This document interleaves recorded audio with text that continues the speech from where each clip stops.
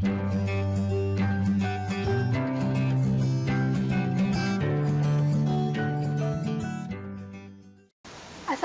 warahmatullahi wabarakatuh. Bertemu lagi dengan saya Agi Hoirunisa. Pada kesempatan kali ini kita akan belajar mengenai sistem klasifikasi makhluk hidup. Nah, ini merupakan materi dari kelas 10 ya, masih kelas 10 dan pada semester pertama.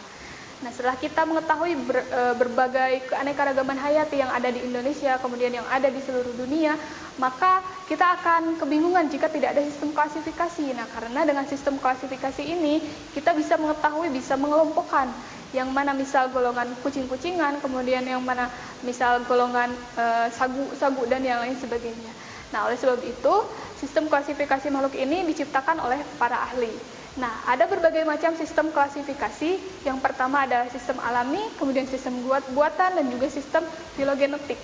Selanjutnya ada beberapa sistem klasifikasi, juga mulai dari 2 kingdom atau 2 kerajaan, kemudian 3 kingdom, dan sampai yang terakhir adalah 3 domain. Kemudian taksonomi atau urutan takson pada hewan, pada tumbuhan, dan juga kita akan belajar mengenai binomial nomenklatur atau penamaan makhluk hidup dengan teknik-teknik tertentu ya, dengan penamaan-penamaan tertentu untuk mempermudah mengenali hewan ini namanya apa, kemudian tumbuhan ini namanya apa. Selanjutnya identifikasi atau determinasi keanekaragaman makhluk hidup itu dilakukan dengan berbagai teknik, salah satunya adalah kunci determinasi dan juga kladogram. Nah, pada layar terdapat gambar-gambar yang ya sangat menarik ya. Di sini ada harimau dan juga kucing. Nah, sebenarnya harimau dan kucing ini bagaimana gitu ya? Apakah memang berhubungan atau tidak? Nah, dalam biologi sistem klasifikasi ini bisa melihat bagaimana kekerabatan antara hewan-hewan tersebut. Apa itu sistem klasifikasi?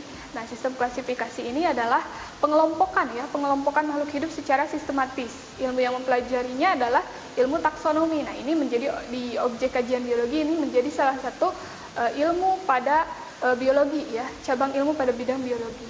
Nah, sistem klasifikasi ini dipelopori oleh salah satu ilmuwan, namanya adalah Carolus Linnaeus. Nah, manfaatnya tentu mempermudah mempelajari makhluk hidup, kemudian mengenal berbagai spesies, mengetahui keanekaragaman hayati, dan juga mempermudah dalam hal mengelompokkan dan lain sebagainya.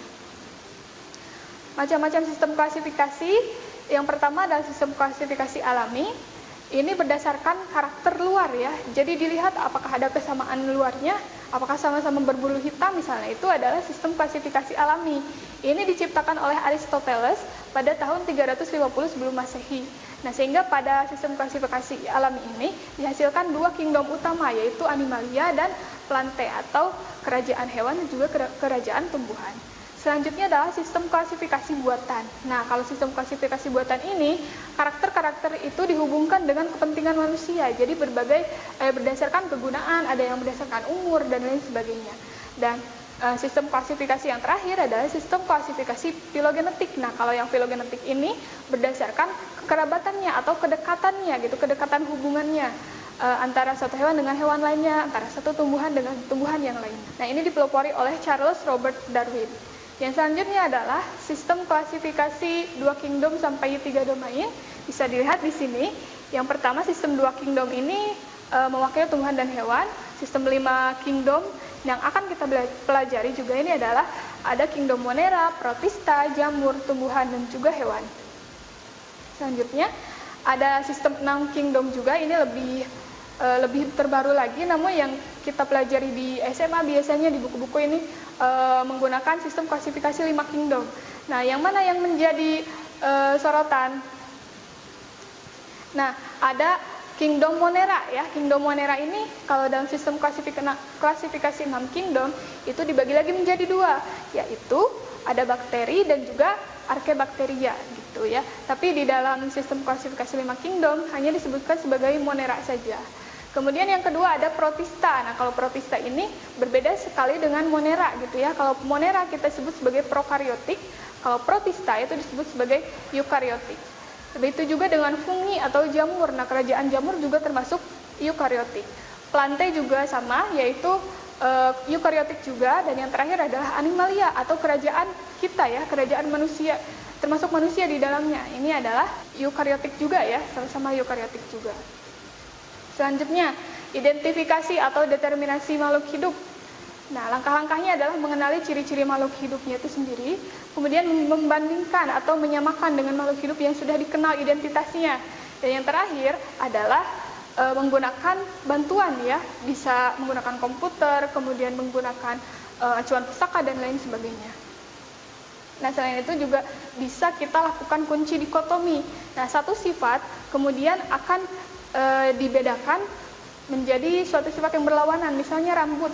Ada yang rambutnya banyak, ada yang rambutnya sedikit. Nah, di rambut yang banyak ini apakah rambutnya panjang atau pendek? Nah, nanti diketahui samanya di yang mana saja gitu. Selanjutnya, nah kunci determinasi, jika tadi sudah ada kunci dikotomi, sekarang kunci determinasi, maka dilakukan untuk mendeterminasi atau membedakan ya.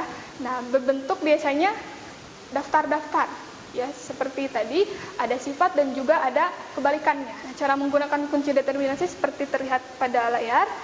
Nah, jadi bisa diketahui itu kelompok-kelompok tersebut apakah siput, misal, atau kupu-kupu, lipan, ikan, kerbau, katak, dan lain sebagainya.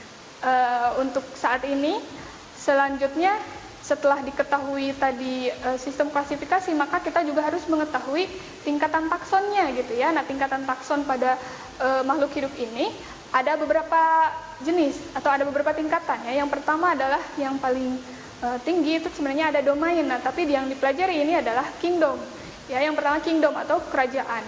Contohnya adalah kingdom plante, kingdom animalia atau dunia tumbuhan, kemudian dunia hewan. Nah, yang kedua di bawah kingdom itu ada yang namanya divisio atau kelompok besar ya. Kalau di dalam tumbuhan namanya divisio, tapi kalau di dalam hewan namanya adalah filum. Kemudian klasis atau kelas. Nah, kemudian di bawah kelas ada ordo atau bangsa. Nah, sesudah ordo baru ada familia.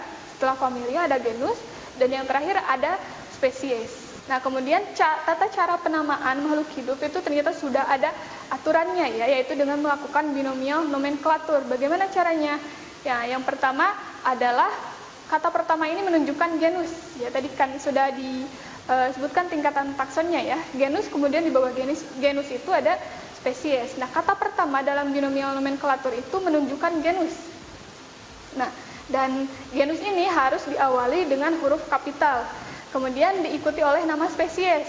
Nah, tentu nama spesies ini tidak diikuti lagi dengan kapital, tapi dengan huruf yang non kapital ya. Jadi nanti misalnya kita sebut padi ya. Padi itu nama ilmiahnya adalah Oryza sativa. Huruf O pada Oryza itu besar atau kapital, dan sativa S pada sativa itu adalah huruf non kapital, dan juga keduanya harus ditulis dalam miring ya atau italik. Nah, kalau tidak bisa atau tidak memungkinkan misal kita menulis dengan tangan, maka harus dibedakan dengan yang lainnya dengan cara diberi garis bawah.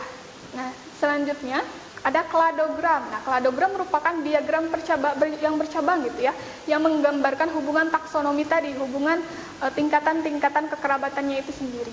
Nah, asumsi dasar yang digunakan adalah organisme yang berada pada satu klad atau satu kelompok gitu ya, atau cabang yang merupakan nenek moyang dan juga turunan-turunannya.